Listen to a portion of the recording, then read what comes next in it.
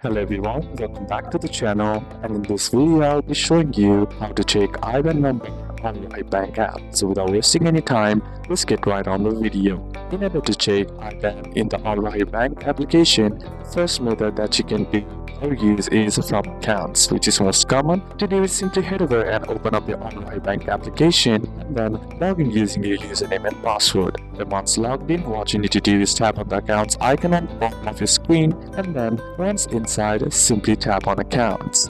Then select your account, and now once you select your account, you'll find an option that says account details. Simply tap on that.